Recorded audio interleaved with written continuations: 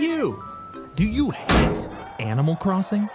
Of course not. Even if it's not your thing, the whole series is so non-offensive and innately charming that it truly stands in a league of its own. And for as much time as I've spent arguing with strangers about Nintendo games, I have never found a single person that actively dislikes this franchise. But if you really wanted to find the conflict, all you have to do is ask the magic question. Hey you! Which Animal Crossing game is the best? Ooh, that's a good one. Go ahead and drop that inquiry at your local Discord and watch the fireworks. From the old guards booming out the GameCube to the handheld champions, everyone seems to have their own favorite title. Except for me. Even with my handful of hours on New Leaf and my shameful amount of time in New Horizons, I still feel like I know next to nothing about these games. So I decided to fix that. In this video, I will play all 5 titles every day to finally see which one truly is the best. And just to be clear, this ain't anywhere close to a full overview, but I figure a week will be enough time to pay off the first loan and get a decent sense of how the rest of the experience will go. And before you even ask, this will only be considering about half of the Animal Crossing catalog, but I hope you can understand why I won't be talking about the spin-off titles. If I'm gonna play that Infernal board game, I'm gonna need you to hit that like button, you know what I'm saying? Cha-ching, baby. And without further ado, let's check out the first game in the franchise. So right off the bat, this is not the first game in the franchise. Great start, right?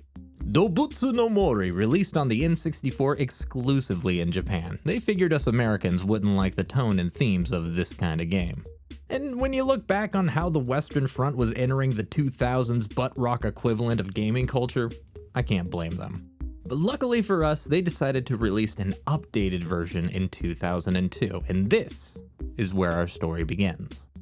The game kicks off by dropping you dead center in an infinitely dark room, a single spotlight shining on a dog with eyebrows.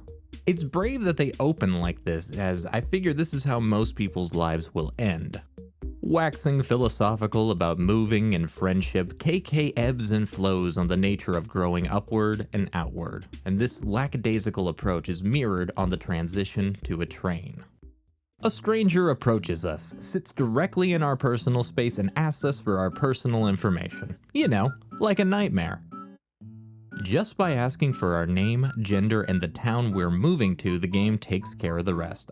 I decided to come up with an imaginary place, and this somehow led to me wearing a bad plaid shirt. That's what it's literally called. In this world, we have decided to move to a brand new town without any preparation whatsoever. No house, no local contacts, just pocket change and a dream. Now, most of the time, a dream like this ends with you living in a dumpster, but with a single phone call, this cat hooks us up with one of the locals that already has a house ready to go. Let's give a quick shout out to Nintendo for convincing our generation that we can just do whatever we want and other people will figure out the vital details. It's very funny that they did that. We get our pick of 4 different houses, all of which are very spooky. I chose the bottom left one because all these houses are right next to each other and it genuinely does not matter. Though reality strikes when it comes time to pay, Tom Nook asks us to fork over the ridiculous expense of house ownership, totaling out to $19,800. Hey, less than $20K to own a house outright? I should write a joke about current year and current house market. That's gonna slap.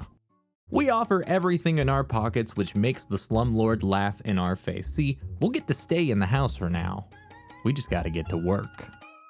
In a clever bit of gameplay, all the tasks we're assigned are teaching us how to use the interface and interact with the world. I was confused at first when I couldn't find the map on the home screen, only to be told that I had to visit the train station to view the town layout.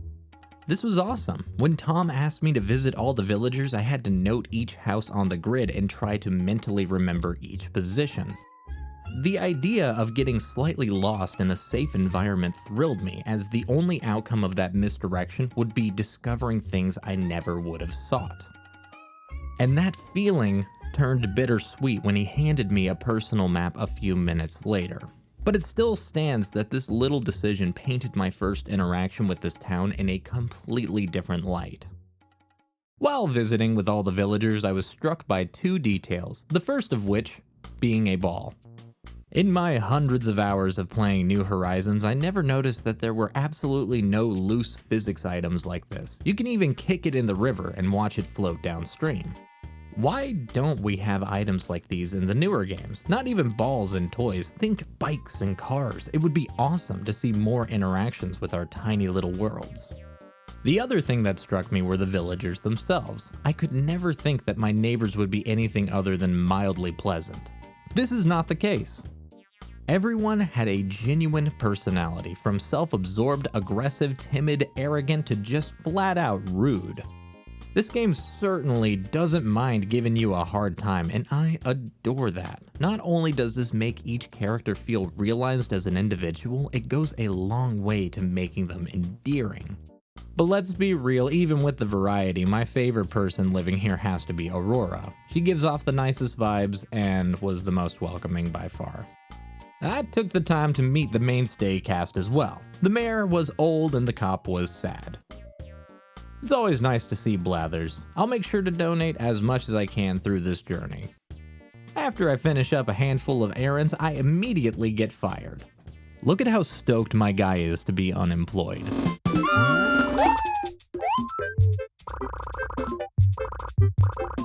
I took this time to start interacting with all the people on my own free will. It was fun to see how much of my previous work would come back in a positive way. Yeah, Bob, I did send that letter. I decided my goal for the first day in every game would be getting settled into my house and buying as many tools as I could. At this moment, it looks like the only thing I can buy is the shovel, which sucks because I really like to fish. I find a glowing spot directly in front of the shop and uncover 1,000 bells. I decided to immediately give it to my landlord like the wagey I truly am. I also found a gyroid and a fossil. I sold the rotating statue because they kind of freaked me out, and I brought the fossil over to Blathers.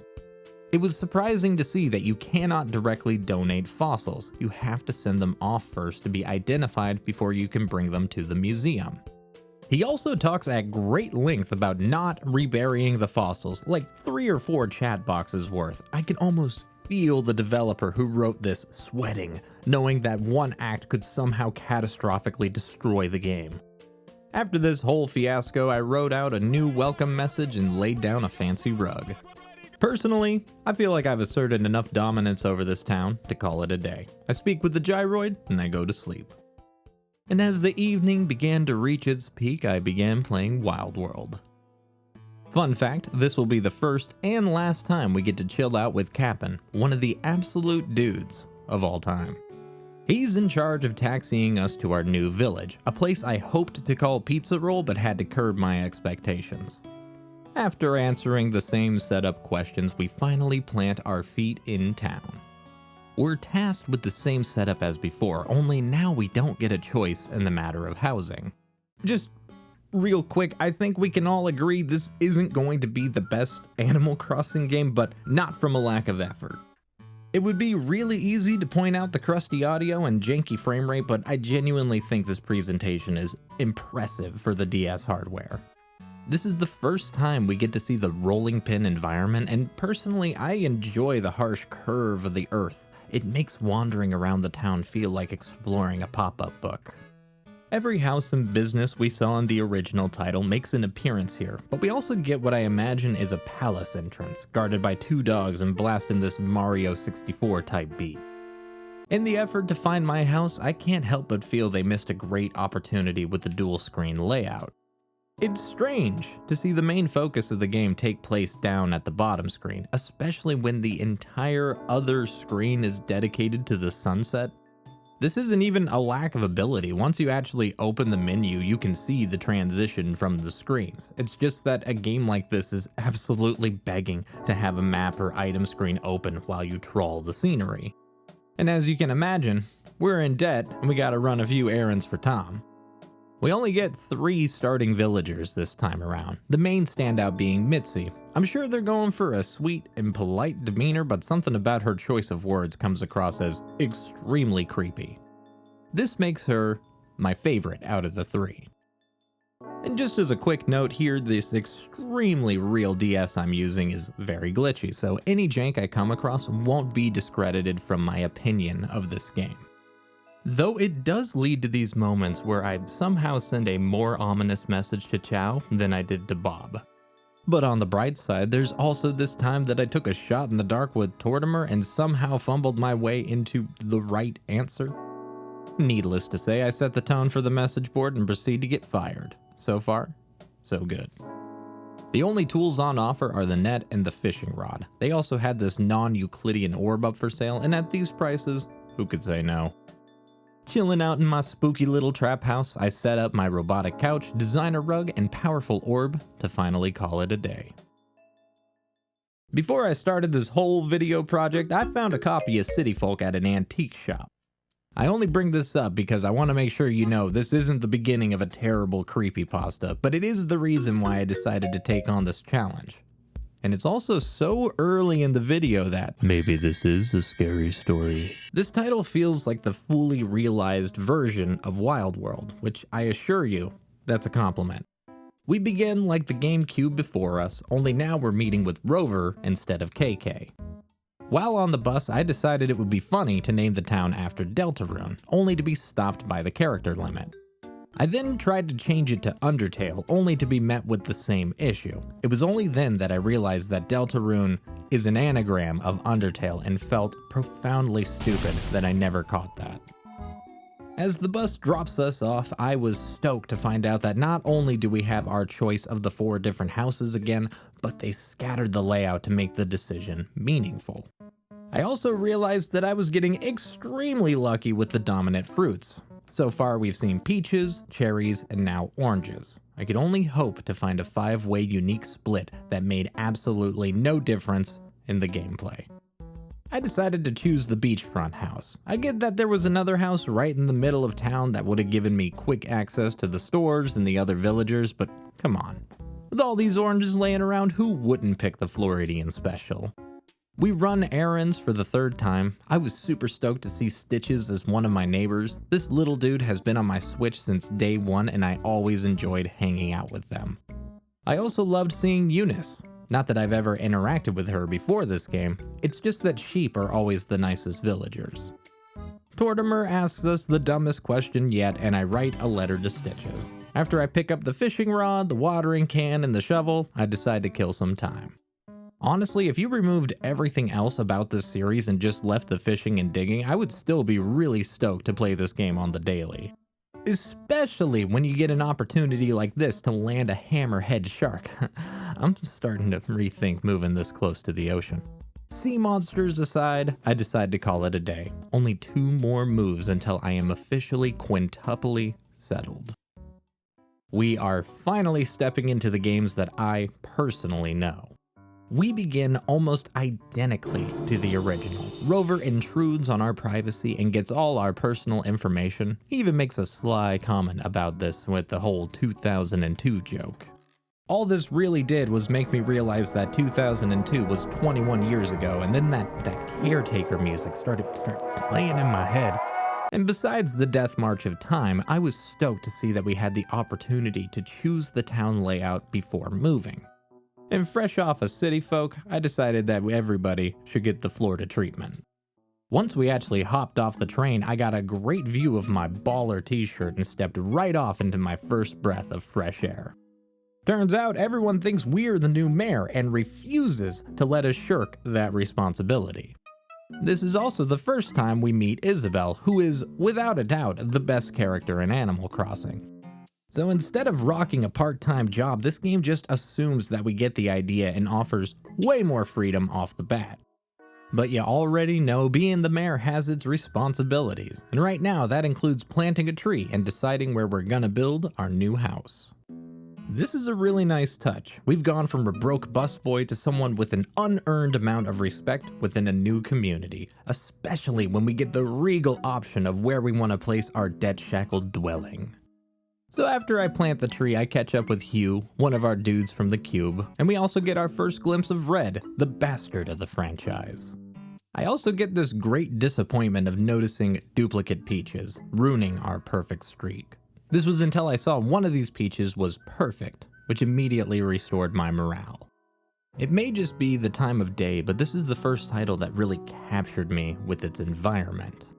And I think a good bit of that feeling lies in this game actually using the dual screen setup to its advantage. We finally get to see the map in real time as well as our inventory. I only have one slight pullback from that incredible atmosphere, and that's while I was trying to buy the available tools, I noticed that the entire shopping district was separated from the villager housing. And sure, this is more accurate to reality, but it does give the gameplay flow a slight disconnect. I really liked the all-including feel of the previous layouts. But nitpicks aside, I purchased a paltry sum of tools and decided to get some digging done. It's like what my dad used to tell me, if you're gonna live in a tent, you might as well get a handle on a manual labor. With all my mayoral chores accomplished, I headed home to a surprise visit from Isabel. See, she scoured the back rooms of Town Hall to find me a lantern so I could feel a little more comfortable on my move. She may be a dog, but she's definitely the goat. And after feeling the bitter recompense of saying that pun, I decided to head to sleep for the night. So, funny story about New Horizons. I start up the game and it's already been beaten. Yeah, so if you didn't know, you can't make a new island after you make the first one. Listen, I have over 200 hours in this game. Look at my fossil collection. Look at all these in-demand villagers I live with. You really want me to delete all of that hard work? But of course, anything for you.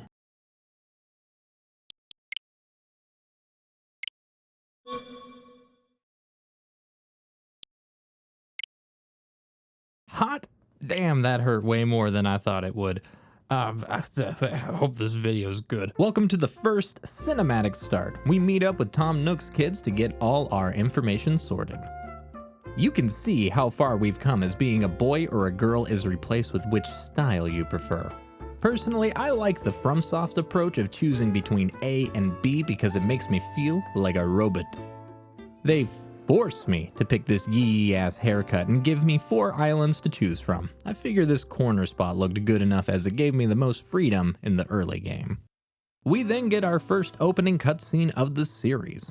One that makes sense in universe as it was produced by Nook Industries and perfect for a dingus on YouTube like me to use as B-roll. Once we land, I get to meet our starting neighbors. This lady brought her child to come establish a community on a deserted island. That's wild. Not only do we get to pick our house placements, but we decide where the other villagers get to stay, Lord of the Flies style. This does my type A soul a great amount of good. Turns out Tom didn't plan this adventure out too good and we're in charge of all the groundwork. And while we get that done, I have to say this is without a doubt the most aesthetically pleasing game. A perfect balance of that rolling hill layout with everything in high enough resolution to have this pleasantly soft edge. I decided on the perfect name for this place, causing everyone to immediately forget their opinions and follow my lead. This is what I like to see. This is the first time where the objective of tool obtainment is in our hands. Instead of a shop, we have to build our own supplies. This is a feature we will talk about in great detail later. For now, we all enjoy a glass of pear juice and spend some time at the bonfire just getting to know each other. After catching some sleep, we are visited by a powerful spirit. KK is back, and there's hell to pay. You already know he spends some time rambling and sets us off for the day with the mystical objective of just doing whatever we want. In reality, we've been asleep for 30 hours and Tom needs us to pay up.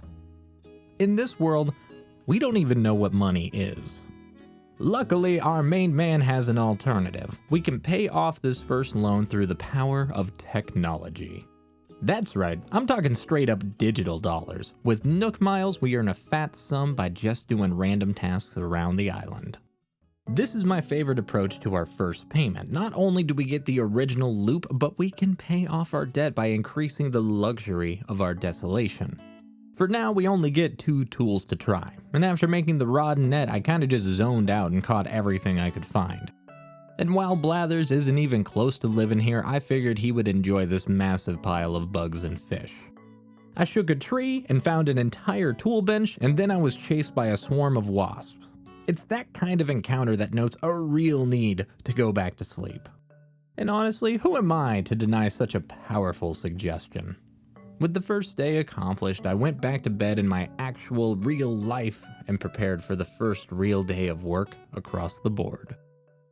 After a little breakfast, I kicked into the first game. I was stoked to see Aurora greeting me in the Shadow Realm. Something about this slow start truly kicks you into gear for some digital chores. Remembering that I only had a shovel, I ran on over to Tom's Nook, and after being strong-armed into some home rating system, I discovered that he was currently selling a shovel. This was definitely worrying. I wanted to put a good dent in the bugs and fish around the town, and this was going to be another day without that possibility. Undeterred, I did what anyone would do. I raided the garbage for a new t-shirt and begged everyone to let me do their chores. Turns out that Hank lost his Pikachu, and I decided it would be my sole mission to find it. This kind of item discovery was a normal part of the titles I've played before, but in this case I ended up having to speak with 4 different residents to finally find the Game Gear. Stopping by the Able sisters, I was determined to get Sable to speak with me. Fair warning to any introverts, if you meet me in real life, this is how I will act. It was interesting to see that you couldn't buy any of these shirts outright, only copy the pattern to use on your own clothing. This is an interesting system that I am not interested in figuring out today. Without any tools, I decided I would gather as many bells as I could through fruit and shells. And while I scoured the landscape, I ran into Gulliver, another one of the absolute dudes of all time. In a simple series of sentences, I was given the Chinese lioness. This was by far the coolest item I've come across, just barely beating the boulder. And after pawning my trash, I was able to put $5,000 towards my mortgage and finally find my first frustration with the franchise. Hey! See, at this point I've come across a handful of fossils, and my day started with the letter from the Fairway Museum that invited me to mail them anything archaeological. But here's the thing. You can't just send a letter with everything you've got. You have to purchase individual parchment and write a completely unique letter for each fossil you plan on donating. I'll just come right out here and say that this sucks.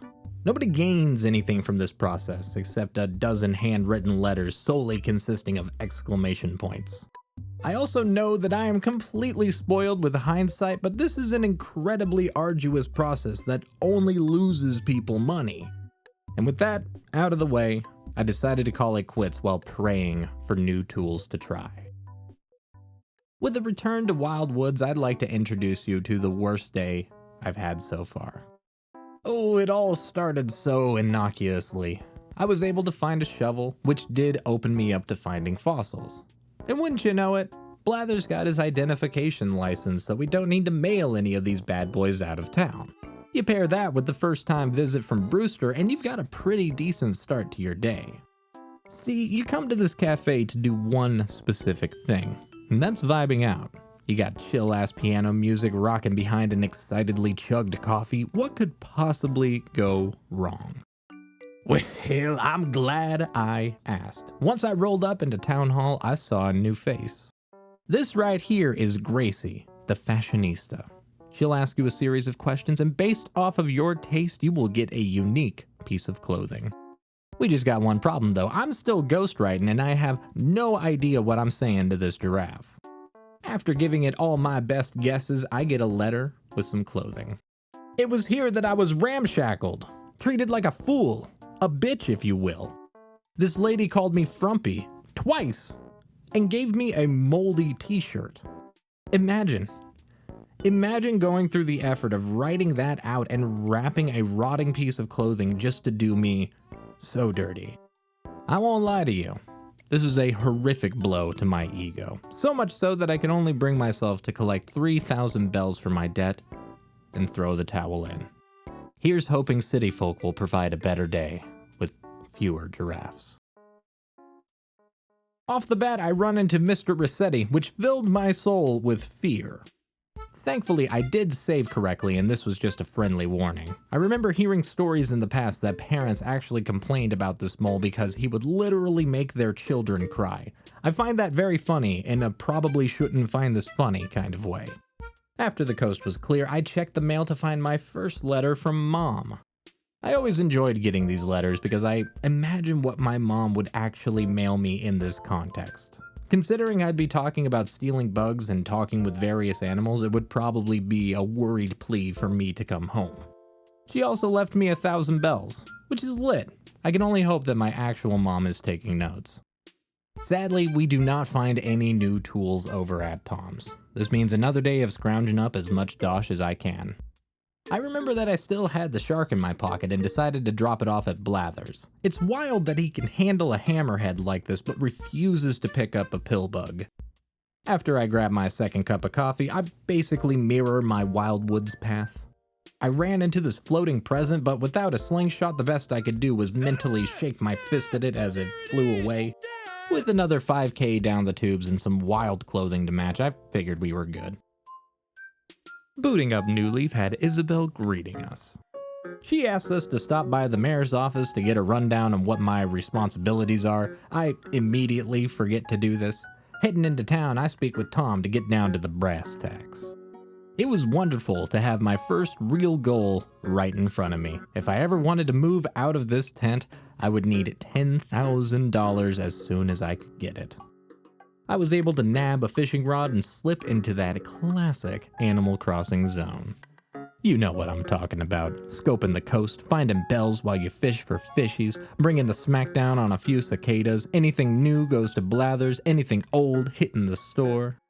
In a vacuum, this all might sound tedious, but the one saving grace of this loop is the music that accompanies every journey.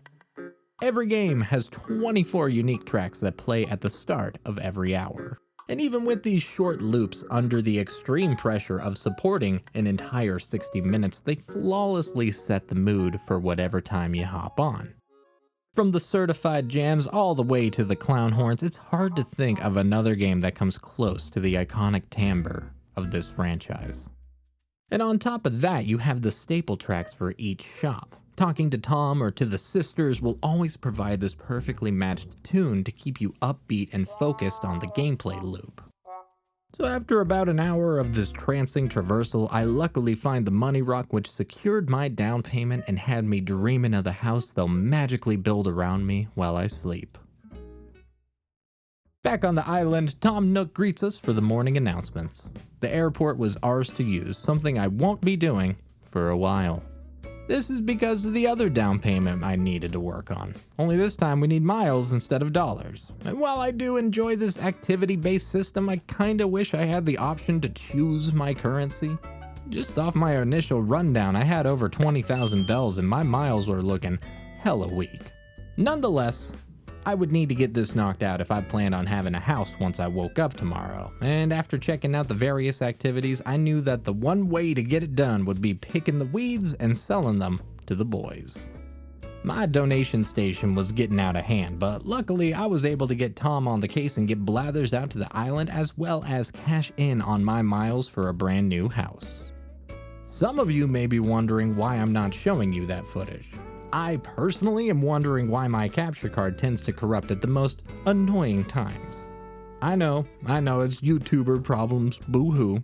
All I'm saying is I don't have a way to replace this footage because of the autosaves. Honestly, I think we can all live our lives without an hour and a half of weed picking footage.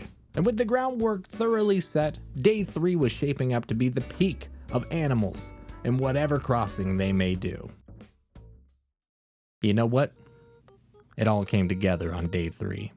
I had a really busy day over in reality, which led me to start in the evening, though this does mean we get to rock out to a few 5 p.m. songs, which is generally the best music in every game. I woke up to a pile of letters, 3 of which were returning fossils I sent to the museum. Could have sworn I sent them 4, but I reckon the postal system here is mighty comparable to our own. Super stoked to see Annette over at Nook's. As annoying as it is to not be able to use the everyday tools off the bat, the delayed gratification of finally getting to capture those bugs did make it more rewarding of an experience. Every villager I spoke with opened with how hungry they were, which made me think that they just straight up didn't eat all day and waited until the evening to complain about it. This might be the game I relate with the most, like on a spiritual level. The daily chore was once again returning that Pokemon Pikachu. The whole town is filled with this toddler level of sharing and losing the same toy and not knowing how to take care of themselves. Though I can't really talk, it took me 3 days to realize that pressing the X button would let me sell multiple things at once, so overall I would say this community is not thriving on intellect. With my newfound net, I decided I would donate whatever I could. This is something you will have to do in piecemeal, with Blathers doing a unique bit of dialogue for each find. All except for one text box where he repeatedly asks you to not open the container due to his fear of bugs. I like to think that my guy is being a jerk and pretending to open each box to freak out our owl buddy, and with all the fossil nonsense, I could see why he would do that. And after my normal roundings of searching and shaking, I sent 5k and 5 fossils off and called it a successful day. Listen here, I was determined to have a good day in Wildwoods. Without any new tools available, I set off to shake every fruit, catch every bug, and greet every person I could find. I was happy to see this new villager, Mathilda. They are extremely pleasant and optimistic about moving out into the wild world on their own. We also catch up with Elmer, a villager who has a frankly horrifying name for a horse. He talks about a weird movie he saw and walks off while whistling into the breeze. Godspeed. And right after that, I stumble onto the money rock and I think to myself, hot damn, I'm crushing it. Unfortunately, we did have another visitor in front of Town Hall. Red is cooped up in a tent and demanding a password. I don't care about you, your tent, your password, none of that! I was able to collect so much money that I grabbed some new items. I remember this frog chair being of great importance back in the day, so I figured it was worth holding on to. I'd drop off a whopping 10,000 bells for my mortgage, and I call it quits for the evening. We run into Pom Pom loitering in our backyard. She invites us to compete in the next Little Miss Garlic non-pageant, but when we agree, she remembers that we're a boy and that we would be too stinky to participate. I've never been more upset to not get to participate in something I don't even want to do. We finally catch a net over at the shop. I then proceed to completely flub catching about a half dozen bugs. This is probably the most sensitive game when it comes to catching things. The timing and the distance for actually nailing the net is extremely tight. Now my excuse for this poor performance is that you can't walk with the net primed, which is weird because you can totally do that in the original game. But with a little practice, we start gathering critters to freak out our old owl buddy. Stopping by the sisters, I pick up a pirate hat and a samurai shirt in the hopes of looking cool. This did not work. We also find a new villager here. Truffles is a pig that loves to cook and listen to reggae. I met a lot of people at university that fit this bill, but I don't want any smoke. With a lucky rock find, I scooped up the rest of the sellable things and hit the post office. I was able to pay off my first home in this series. You already know I immediately bought the upgrade, for life is nothing without debt to be paid. We begin our new leaf life by waking up without a tent. I immediately run over to a rock and find a sapphire. It's gonna be a good day. There's a new friend in town. Olaf is a fancy anteater, and I hope that he likes me. I walk over to the Able sisters and find a pastel shirt and some short shorts. This is just the summer uniform if you ask me. I also have a choice in headgear, and as the mayor of the city, it only felt right to establish my power by donning a knight's helmet. Checking in on Hugh, I walked into his house and silently judged his choice in furniture. It was around this point where I remembered that I was, in charge of this town and should probably stop by the office. Isabel even commended me on being so quick to get to work.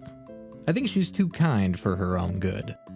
Turns out we're gonna need to get a town development permit if we ever want to make progress. This requires 2 things. First off, we're gonna need a house. Say no more? Already in the bag. We're also going to need to attain the approval of the citizens.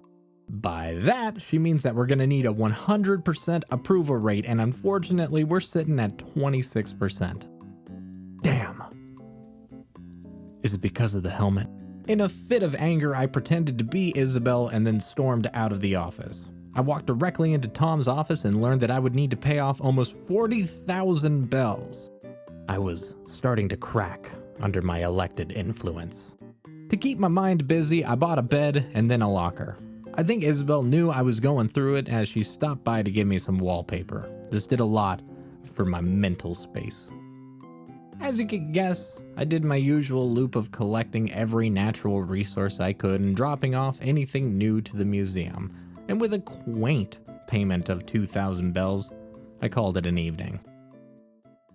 In the twilight, I took off to a tanuki tent. With our house built, it looks like they want to build a shop, and this is going to require a lot of wood and iron to get done.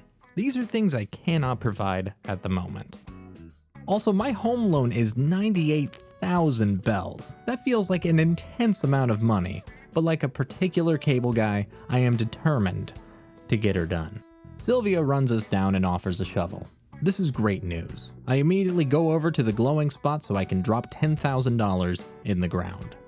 I think it's wild that we have to buy the ability to use an action wheel for our tools, especially when it's only purchased through miles. I felt the same way about the hairstyles on offer. Somehow I learned how to make the quality tools before I knew how to make a standard axe or a shovel. This was extremely frustrating as you need to know how to make the crappy instruments to improve them. I set up my passport and decide to go off to a new island. One of the best features of this game is the dodo flights. For the price of 2,000 miles, you can take off to a brand new island filled with all kinds of new flora and fauna. You can also find new villagers here, but only if you have room for them to move. Speaking with Wilbur, I figured out that you could just buy an axe. This is definitely not how you're supposed to do this. The fruit here is all pears, which is very unlucky, though I did take the opportunity to nab a few coconut trees to bring home. I run into a weird horse named Peaches. Of course, I beg them to join my community. I really like the idea of the Nook Miles Plus gameplay. I think of these little tasks like daily quests. No matter what, you can always bet on logging in for the day and having a handful of things to do. And without a word from the scientific community, I start to worry about all these critters I caught. At this point, they're definitely starving. With the dailies done, the action wheel secured, and a whole lot of debt on my shoulders, I finally call it quits. On the fourth morning, I woke up to rain. Luckily, the shop had a fishing rod and I was able to start trolling the rivers. It was at this point that playing so much Animal Crossing was starting to seep into my everyday life.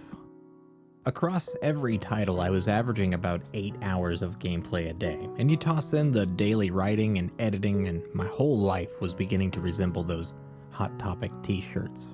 The night before, I had a dream where I shook a tree and found the Staff of Jordan. I gave it to Elmer as a gift. On my morning walk, I saw furniture out on the curbside, and I wondered how many bells it was worth. I'm starting to understand why these games are only meant to be played for an hour or so.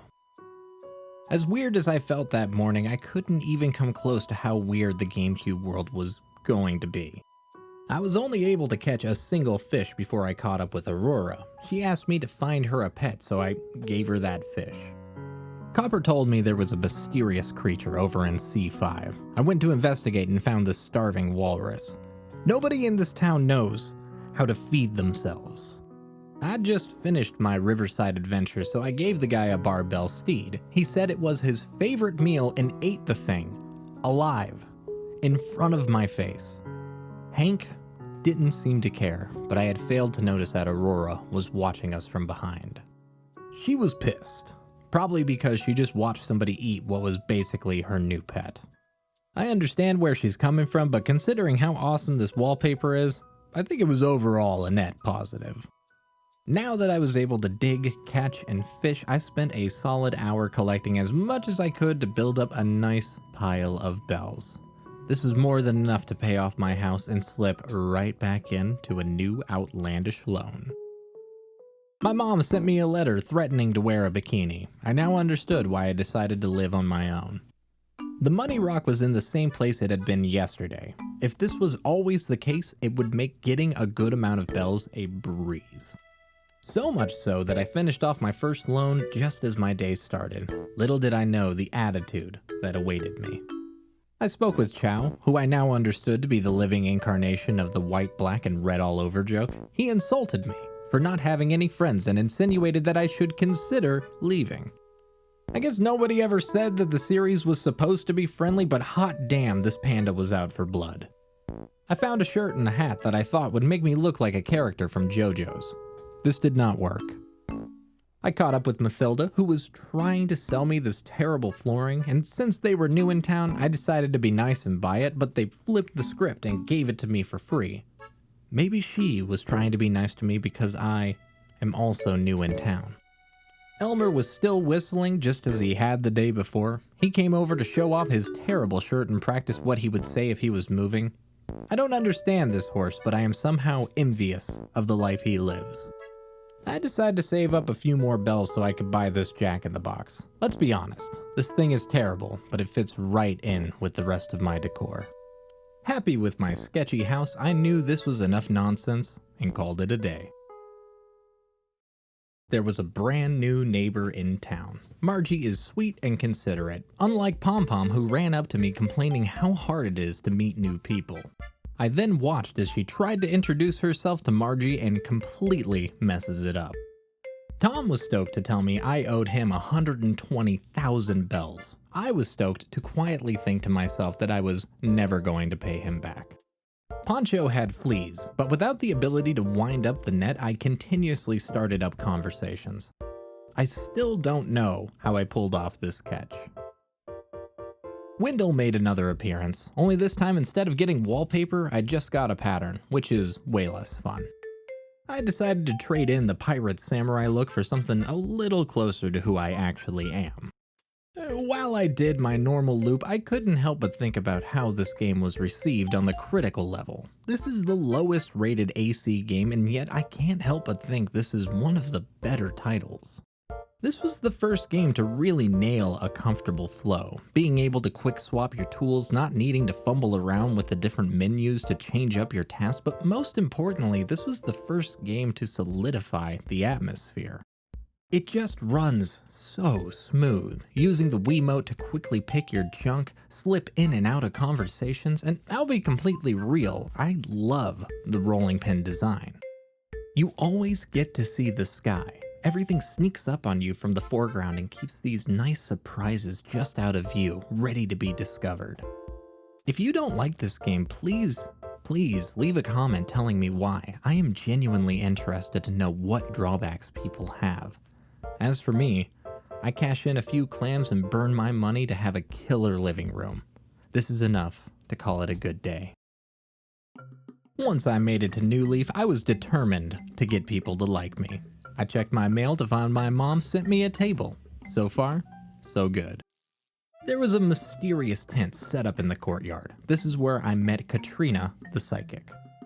Like all good politicians, I paid a seer to tell me my future. The only advice she could offer was sporty accessory. Perfect. I'll go buy some yoga pants. I spent most of my day just talking to people. I even ran into Isabel's twin brother Digby. He invited me to open up my street pass and I told him I had to leave. I found a silver nugget and turned in every fossil I could find, and by the end of the day I was sitting on a 53% approval rating. The pants were not working. I decided that this was going to be a whole operation if I wanted to get people to like me, and what better way to get started than by sleeping all day? We'll call it a wash. Sahara swung by to visit. Even at her exorbitant prices, I can't help but throw down on a few mysterious furnishings. I mean, look at this wallpaper. It moves. It's worth every penny.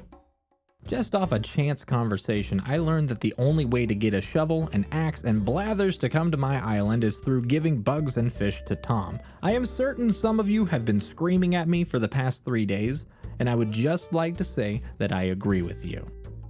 You live, you learn, the big owl is heading on over as we speak. And while we're getting our buildings done, I was determined to get the shop finished before the night closes in. This sucks, by the way. 30 pieces of 3 different woods and 30 chunks of iron just to really bring it home.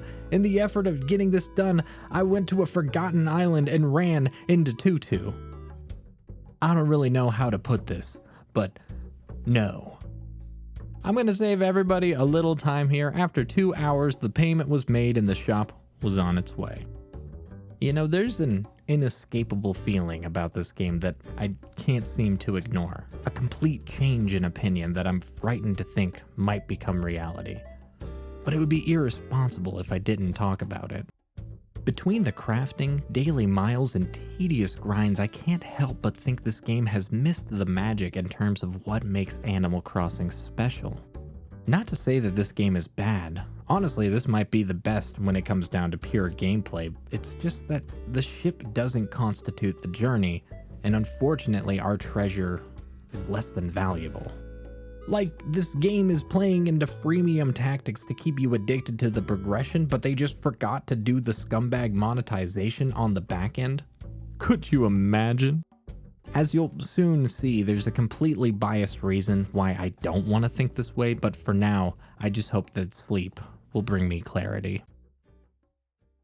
On the 5th day, I was finally able to buy an axe. I was really excited about this right up to the point where I chopped my second tree and got demolished by bees.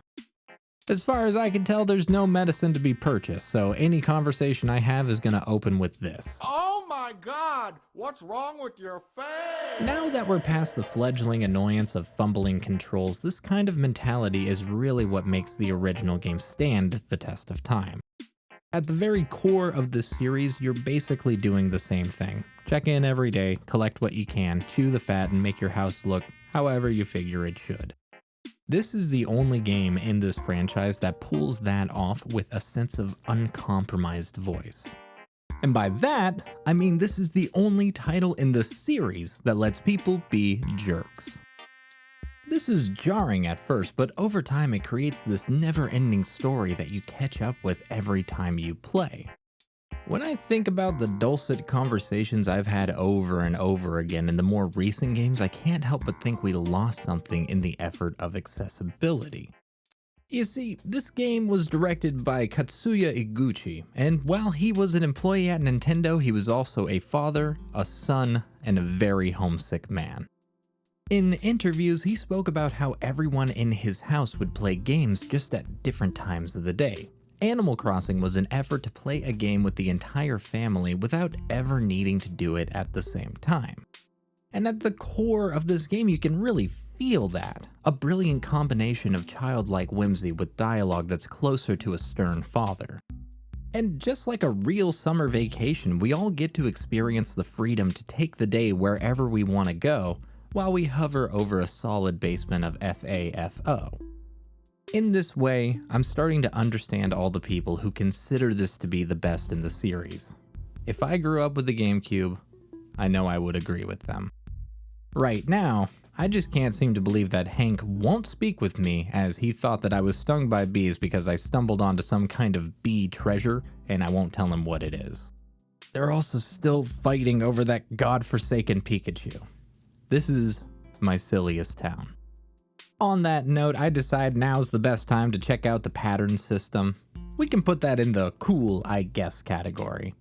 Then I mail off my daily fossils, patch things up with Hank, and say Godspeed to this crazy game. I kick my day off to find out that Nooks will be closed for renovations. I never realized how lost I would be without my usual seek and sell tactics. Let's make this a positive. Take the time to branch out and do something new. I spoke with Ruby, a new face in our little community. All I could glean is that they had a wild idea about food combinations. The money rock stayed true, proving that it does not move in this game. With it positioned right against a wall, I knew I got extremely lucky. Just try to explain to your grandma the concept of bracing yourself against a wall or a hole so that you can strike a rock quickly enough to extract all of its money. Let me know how that goes. Katrina rolled into town and I could definitely use some of her clairvoyance. It was only 100 bells this time, but I definitely got what I paid for. I wanted to catch up with Elmer, who had always been a ray of happiness in this game. I answered a mystery question that triggered his PTSD and ruined his day. This probably was my fault, but it didn't feel like it, so I kept it pushing. Where the other titles seemed to stock up on at least an hour's worth of content per day, I couldn't seem to muster more than 30 minutes of interest. And without being able to sell, I did a little reorganizing and congratulated myself on a certified clown house. This felt like enough, at least for now. I guess Wildwoods and City Folk are truly sister souls, as Tom Nook is nowhere to be seen. Sahara is always welcome as far as I'm concerned. This time you don't even need to pay for wallpapers. All you need is to bug your buddies for all their crap. The only person to hook me up was Stitches, who is by far the best villager here. I decided to award their generosity by playing a prank on them. I came to regret this immediately. Hoping to take this misdeed off my mind, I went to the Able Sisters to check out their stock. I went for a Greco-Japanese blend and took some time to design my own pattern. Doing this with the Wiimote is actually a lot of fun. I made this 90s water cup design, but I don't think it came out the way I was hoping it would. You know, without a shop, I just hope for a better day with less guilt tomorrow. You know it's gonna be a good day when you stumble out of bed and find several $1,000s. I only had one goal in mind, that regal 100% approval rating. After speaking with our latest resident, Pashmina, and everyone else I could hunt down, I was sitting at 84%. I redesigned our official flag to this awful mess and plugged in one of my favorite jingles for the town theme. Even with all of this, we're just shy. So obviously, I stepped outside and found a dragonfly. After speaking with Hugh, it looks like he's looking to own a dragonfly. Needless to say, the unanimous approval, it's mine. I'm so excited to see what this means for my tiny little town. Imagine how excited I was to see both the shop and the museum in our morning announcements. Granted, saying Blathers is here is kind of a formality. He'll still need about a dozen examples before the museum can properly open. Buddy, you have no idea how covered you are. Sylvia taught me how to feel emotions, shout out to her. Mabel made a surprise visit to the store, playing hard to get about selling clothing on the island. She didn't even say anything to us, just hitting with the stone cold wave. It's a powerful maneuver. Tom made some promises that he can't keep, and it's up to us to smooth things over. 3 new villagers are making their way over, and they're gonna need fully furnished houses before they land. Naturally, he asks us to make a bridge. Combine this with Blathers giving us the instructions for the ladder and pole vault, and we finally have access to the rest of the island. This will give us a chance to branch out the new housings while we expand on our new natural treasures. While I enjoyed the delayed gratification of finally getting to branch out on the initial island, I think now's the perfect time to talk about the crafting system. This is the only game to implement a DIY system, where we trade in the shop staples for a chance to transmute our materials to build our tools and furnishings. I can see the appeal in this. It opens a whole world of instructions to find while syncing the gameplay flow to this progression of chop wood to make tools to chop wood, so on, so forth. The problem really comes in 2 parts, the first being execution. You can't mass build anything, which is a real pain when it comes to fish bait. If you want to make a stack of vanilla chum, you have to sit through this agonizing process of processing them one by one. The second issue is just straight up necessity. Let's be fully honest with ourselves. Who here actually likes crafting in this game?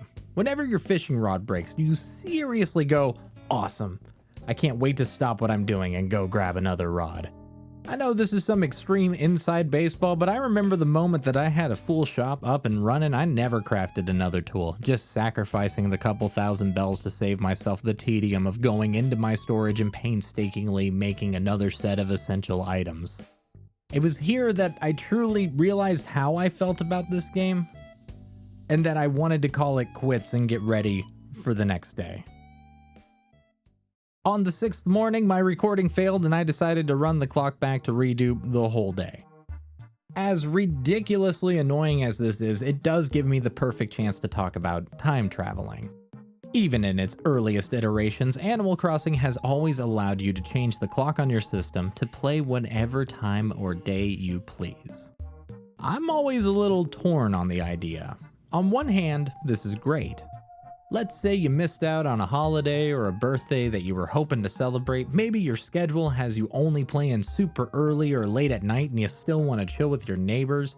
All you gotta do is pop into your system settings and boom, you're playing whenever you please. On the other hand, I can't help but feel like this hurts the gameplay structure. Animal Crossing is an analog for our world, a parallel point where you can escape to somewhere fantastic in real time. There's a real artful amount of time that's built up for each session, just enough activity to have you wanting to play on a daily basis without ever getting monotonous. And I'm just gonna keep it 100 here. Anyone who's ever played one of these games has definitely binged multiple days, if not weeks, in a single session. This is the gaming equivalent of eating a jar of frosting with a spoon with similar side effects. Not to say that there's a correct way to play this game. Y'all live your best life. I just know this kind of power can lead down a one-way path to Burnout Boulevard. As for my repeated day, I was asked to return a shirt to Gaston, but he's been asleep for like 30 hours. I went to bed worrying about him. Within the wild world, I find Nook's new shop. This place is fire. It reminds me of that megacorp you fight against in Stardew Valley, except... oh yeah, I guess it's just equally as sinister. Portia was chilling out on the riverside. I really do like how quickly things move in this title. It seems like every day packs a new house or a strange visitor, elevating the first title and having each session feel genuinely unique. This was the first day that the Money Rock did not have any money, which genuinely startled me. Had I just rolled the dice for 4 days and landed on the same rock each time, the odds of that are ridiculous. Now, normally you would see someone break down those actual odds right here, but I write essays about Nintendo games. Don't act surprised that I have no idea what's going on. I switched up my style and came to hate myself, but only on a skin deep level. And it's that kind of thinking that really puts you right back into bed. Speaking with Poncho reminded me that I told him I'd find a diving beetle. I was a little upset that there wasn't a weasel out of your promise option at the response screen. Tom was balling out, absolutely thriving in the business world. It's fun to see how his store developed from a shack to a convenience store only to have him move into real estate and hand down the family business to his kids. I don't think we give him enough credit for all of his money moves. Margie is always a blast to talk to. Not so much for the conversation, but the fact that she looks like one of those Guy Fieri shirts. Diarrhea fuel. Without learning my lesson from Poncho, I agree to find Butch a snail, only to immediately go to sleep. It feels good to wake up knowing everybody loves you. Without wasting any time, I get to my mayoral duties. Isabelle explains the concept of ordinance and a way to make sure that we don't turn into a dictator, which is definitely the right move. I decided that this town needs guns, but without the ability to do so, I settled on a bridge. I dumped $10,000 that I definitely shouldn't have and realized that I still had a ridiculous amount of money I'd need to pay off. This stressed me out so much that I stopped playing. I don't know, looking back, I don't know what's... Blathers was out of the office while they built the museum. This is what I was talking about with the power of time traveling, but I decided against it. Mabel set up this little shanty shack. She's the best. I bought a very stupid pair of shoes. I go about my normal loop of collection, but with the added landscape now at my fingertips, it makes the journey all that much better. I spent this time thinking about how I would ever objectively rank this game against the others. You see, all this replaying of New Horizons brought me right back to 2020. Do you remember getting the overwhelming ordinance to stay home indefinitely? The unease, the uncertainty of the world around us? Just as all of that chaos and fire met into the street, Nintendo offered everyone a chance to escape to an island vacation, one where everyone could visit each other in a digital frontier. The timing was immaculate. Picking this game up went from a maybe to a necessity. Everyone, and I mean everyone, bought into this. And that circumstance and that time completely blinded me from any flaws this game may have. The complete zeitgeist and opportunity to see my friends meant more to me than anything. And honestly, the whole time, the whole era there, it's worth a video on its own. For now, actually giving this experience a second look has finally brought flaws to an unmistakable surface. In the effort to streamline this gameplay, I can't help but think that they've turned the activities into busy work. That initial burst of new adventures quickly turns into daily chores. The friendly faces start to blend together. This is the best looking game in the series, but mostly in spite of itself. So even as a great game with its own merits, it comes with a heritage that demands excellence. The magic that fueled the early titles has boiled down to a burn. One of the main complaints I see from other fans came down to a lack of overall content, something that I'm not going to explore when I'm only playing the first week of each of these games. It just all proves that this flash in the pan isn't providing the substance for the stew. As you could probably guess, I'm dodging around this with stupid prose because it feels wrong to feel this way. All I know is that I have a decision to make. Tomorrow, I will play each of these games in a ranked order, starting from the worst and ending with the best. It's a personal take. They're all great in their own way, yada yada. I invite all of you to tell me how you would list these games down in the comments, especially if you have had a long-term hindsight to tell me how these games progress over time. Let's be honest, we all saw this coming. While we could take this time to point out Wildwood's shortcomings, I don't think that would be fair. I didn't grow up with a DS. I'm unfamiliar with its power and the gaming landscape it came from, but I can still tell this presentation is goated. In essence, they've ported City Folk down to a handheld. I can only imagine what kind of hell it took to pull that off, but we should all be proud of the effort. If this was the only Animal Crossing game, I'd imagine people would be rioting online about how this is one of the greatest games Nintendo ever made. Unfortunately, it's not, and I'm rating based off of the viability of each game today. Outside of a serious amount of nostalgia to sweep you off your feet, I couldn't see most people choosing this outing. Sometimes even the greatest efforts can be undercut by your tools, and the competition is too fierce for any sympathy. Yeah, it's true. I'm just as surprised as you are. In a vacuum, I would easily call New Horizons the best game of the bunch, but only by default.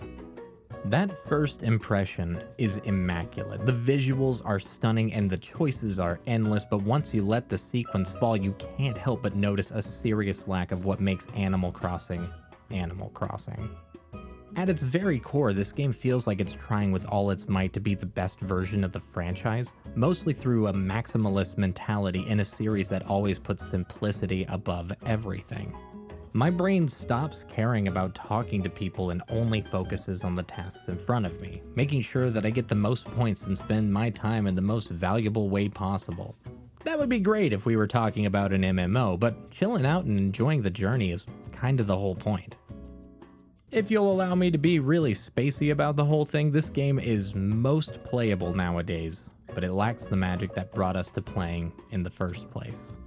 Yes, indeed, this is the only game where you'll still get the social interaction, but if you were looking for the best overall investment, I can't help but think that the older fruit is simply riper. This game really caught me off guard. Maybe it's just me getting used to the old Wii hardware again. Maybe it's a lack of long-term value I don't know about. All I know is while I was doing this week's worth of playtime, I wasn't stoked to play each game, but I was always happy to boot this up. Somewhere in the middle of the great writing from the original game and the quality of life changes we inherited over time, the absolutely gorgeous flow in this game makes it a pleasure to live here. That's a lot of praise for a game that came in third place, right? Honestly, I could recommend you playing any of the top 4 games. They are all stunning and worth the effort. But when it comes down to it, trying to rank these games is simply splitting hairs, especially as we roll up to the last 2 spots. It was hard to give this game the silver medal. To all of you out there that completely believe in this title and swear by its superiority, I truly understand.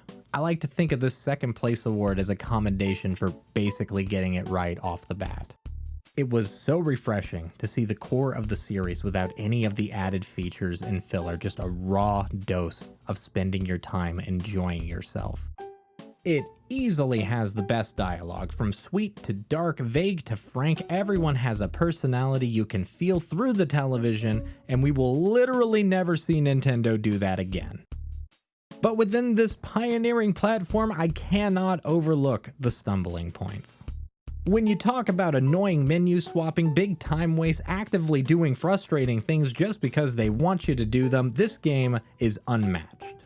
That philosophy might be a part of the charm to some, but for me, it simply knocks off just enough points to have this victory stolen.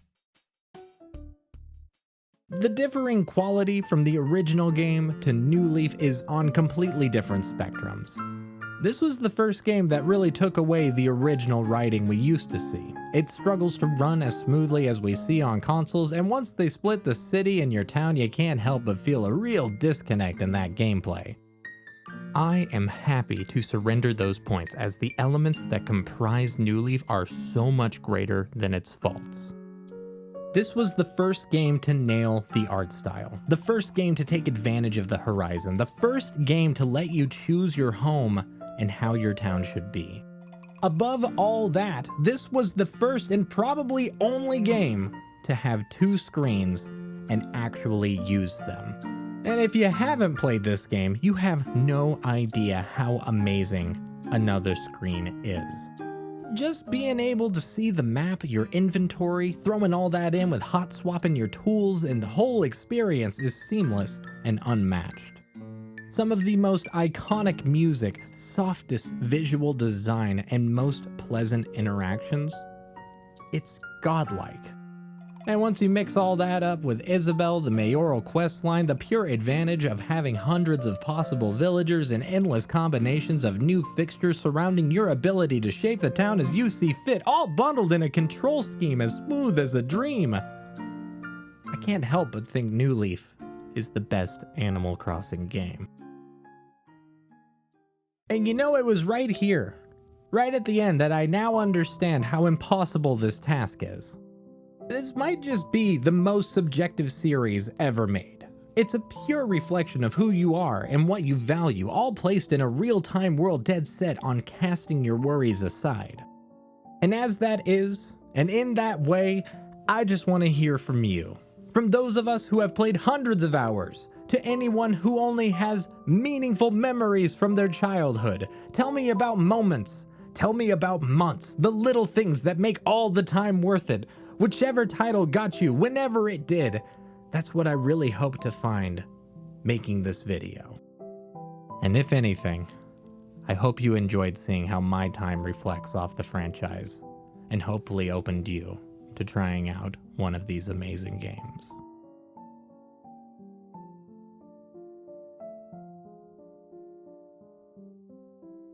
I want to give a huge shout out to Booger Boss, Brumna, Lee, Post Mesmeric, Seth Peacock, Thomas, and Vindalin for their support on Patreon. This is by far the most complicated project I've ever worked on, and I cannot tell you how happy I am to finally deliver it to you. If you've made it this far into the video, thank you so much. I'm not going to ask for likes or subscriptions or anything. Honestly, I just genuinely want to thank you for watching, for being here, for supporting this channel. It really does mean the world to me. Next video will be out soon. It's going to be a lot shorter than this. And outside of that, thank you so much. I hope you have a great day.